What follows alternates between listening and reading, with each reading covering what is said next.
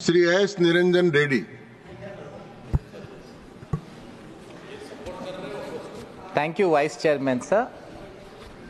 Sir, for me, the budget presents a mixed bag. So it has a continuity and commitment. It ticks off the macro boxes well, sir. It has a proper fiscal glide path. It is showing the way towards fiscal consolidation. The capital expenditure could have been little more, but it has been maintained constant because last year the utilization was not complete. So overall, it seems like a sound budget on macro factors, but the budget also has its challenges, sir. If I can take a neutral point of view, sir, the country faces global headwinds in terms of economic prospects. There is a slowdown of global growth. There is a slowdown of global trade. So the government and the finance minister has to confront these challenges, sir. But when I look at the government trying to stick to fiscal discipline, this is my starting point. I would like to compliment the finance minister and the government. Maybe, sir, it shows some light in relation to the recent Niti Aayog report about some of the states needing to learn something from the center trying to stick to this fiscal discipline. Sir, I may have a few differences with the Honorable Finance Minister with regard to the allocation, but I would like to start by complimenting the government that they have remained fiscally responsible. Sir, the biggest splash the budget makes is in terms of the tax relief that is granted to the middle classes. Sir, all of us welcome it because these are the classes that have been contributing to the direct taxes, which constitute the largest chunk of the revenue that the government gets, sir. But 1 lakh crore rupees is a substantive money, sir. Sir, I would want to buy into the government and the Honorable Finance Minister's belief that this will spur the consumption growth leading to the money funneling back into the economy. But, sir, I think the government would have to be mindful. So 1 lakh crores per year is substantive amount, sir. So the total education budget estimate for the next year is 1,28,000 crores. Sir, for the health, it is 99,858 crores. Sir, for Ministry of Electronics and Information Technology, the total budget estimate, sir, is 26,026 crores.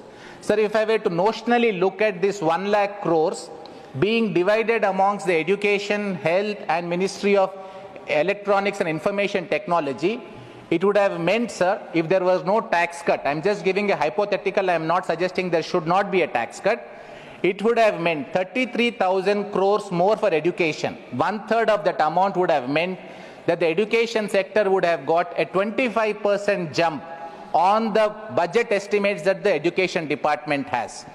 33,000 crores for health, sir, for 1 year would have been a 33% growth of the amounts that would be allotted. Sir, for Ministry of Electronics and Information Technology, which I believe is going to be the engine of driving India's growth tomorrow, sir, the growth would have been 130%. Sir, if we just pause for a minute and look at if this 1 lakh crores could hypothetically be divided amongst these three, sir, the growth and the impetus in each of these sectors would have been stupendous. But, sir, as I mentioned, I would want to be optimistic.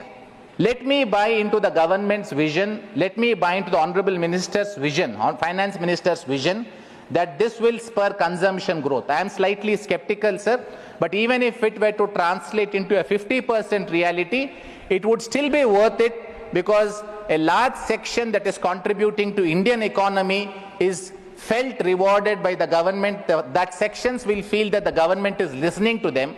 But it is time that most of that money, and I would appeal to those people who are getting those tax monies to please plow it back into Indian economy. Don't splurge it on traveling abroad, please travel in India. Don't splurge it on spending on foreign goods, please spend it on goods that are manufactured in India. Government made an overture to you. If you respond and if you were to give government a helping hand, you will get more reliefs later.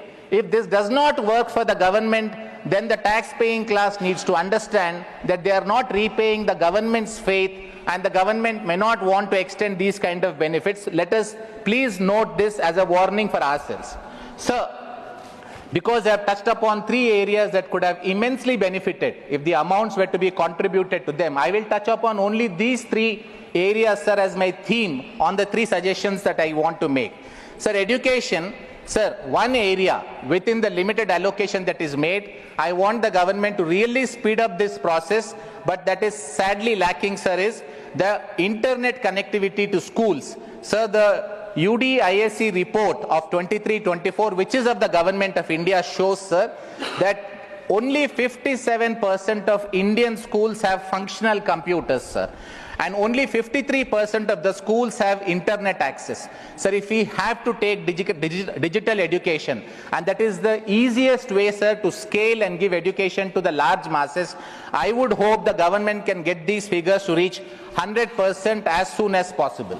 Sir, on health, 2 issues that I wanted to suggest to the government, sir. One is, we need to have an artificial intelligence rollout in terms of providing healthcare benefits, sir, for the people, because that will really scale up this whole process.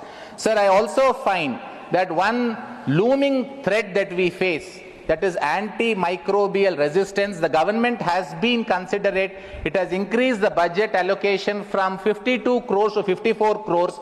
But I want the ministry to note that the utilization has come down from 38 crores in 22-23 to 17 crores in 23-24.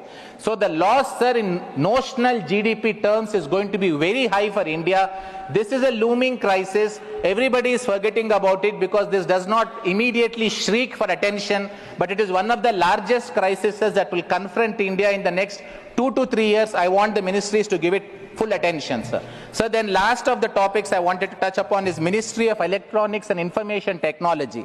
Sir, as I said in the earlier part of my speech, sir, this ministry is going to be the greatest engine driver of growth, sir, because this ministry will work across sectors. It will work through education, it will work through health, it will work through every sector that is possible. Sir, the allocations are very minimal.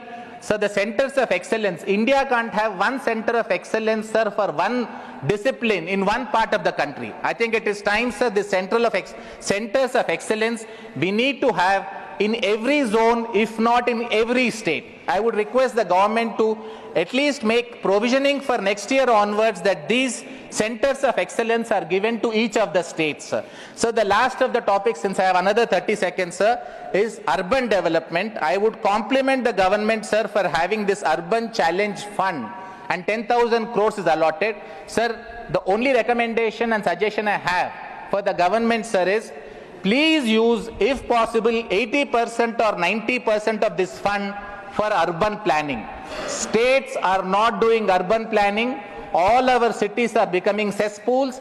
40% of Indian population is going to be living in cities by 2035 or 2040, and no urban planning goes into the growth of cities. We don't have new greenfield cities. Please plan 5 or 10 new greenfield cities. Make provision out of this urban fund. And with that, sir, I would want to wish the government the best.